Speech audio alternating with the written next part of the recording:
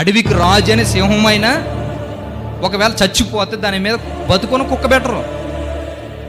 ఎందుకంటే చచ్చిపోయిన సింహం ఎంత పెద్దగా ఉండి పెద్ద మృగరాజు అయితే ఏముంది, ఒక 3 రోజులు కంపు కొడుతుంది కదా. అలాగే ఇప్పుడు స్టేట్ సీఎం అయినా లేదంటే ఒక పిఎం అయినా చనిపోరు అనుకోండి, అమ్మో లేదండి అని ప్రధానమంత్రి చేశారండి మా ఇంట్లో ఉంచుకుంటారంటే బాగుంటుందా? లేదు. ప్రతి ఒక్కడికి తెలుసు నేను చనిపోతానన్న విషయం అందరికీ తెలుసు.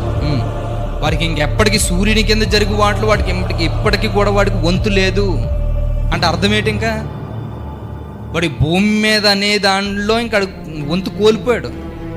ఇంకా లేదు, ఎందులోనూ పార్టిసిపేట్ చేయడానికి లేదు, బంధాల మధ్యలోకి వెళ్ళడానికి లేదు, నాది వచ్చే నా వాటా ఉంది అనుకుని ఫంక్షన్కే రావడం అంతే కదా. మరి ఇప్పుడు ముసలి చచ్చిపోతే ఫంక్షన్కి రావాలి, నెలను దెయ్యాలు అయిపోతే ఏం చేస్తారు? ఫంక్షన్ మా కూతురికి ఇచ్చండి, వాళ్ళకి ఇచ్చండి, సజెషన్ ఇస్తా కూర్చోవాలి. ఇలా ఇంకా అలాగ ఉండదు.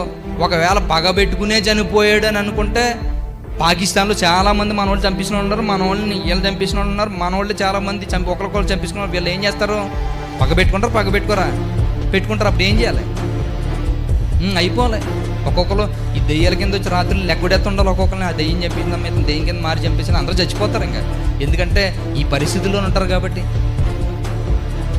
ఎందుకంటే చాలామంది రాజకీయ నాయకులు ఉంటారు, ఈ సీఎంలో ప్రతిపక్షంలో ఉంటారు, తర్వాత అధికారంలో ఉంటారు. ఇప్పుడు అధికారంలో ప్రతిపక్షంలో తిట్టుకొని ఉంటారు, తిట్టుకున్న సీఎం చాలామంది చచ్చిపోయారు. ఇప్పుడు ఇలా ఏం చేయాలి? ఇప్పుడు దెయ్యాలు అయిపోయి వాళ్ళని చంపేయాలి. మరి ఇలా బతికే ఉన్నారు. ఒకవేళ కక్ష పెట్టుకుంటే ఉండవు ఇంకేమీ. మనుషులు చనిపోయిన తర్వాత దెయ్యాలుగా మారరు. పెట్టుకోండి, మనుషులు చనిపోయిన తర్వాత దెయ్యాలుగా మారరు. వాళ్ళు ఎలాగుంటారో ఆశ పెట్టుకుని చనిపోరంటే అది అబద్ధం అన్నది బైబిల్. ప్రేమ కలిగి చనిపోరంటే అబద్ధం అన్నది. అసూయ కక్షలు పెట్టుకుని చనిపోరంటే అది అబద్ధం అని చెప్పింది.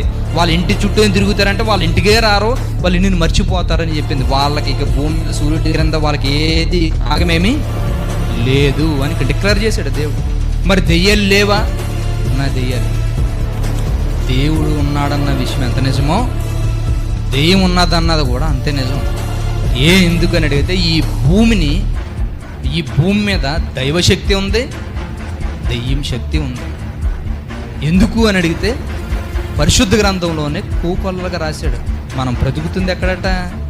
సాతాను సింహాసనం ఉన్న చోట నీవు కాపురమున్నావు అని ఎరుగుదువు అని విషయాన్ని ప్రకటన గ్రంథంలో రాశాడు. మనిషికి నిజం తెలిస్తే ఎంత ప్రశాంతంగా ఉంటుందో అది తెలియకుండా అనుమానంతో మనిషిగానే ఉన్నాడంటే చచ్చిపోతాడు ఖచ్చితంగా.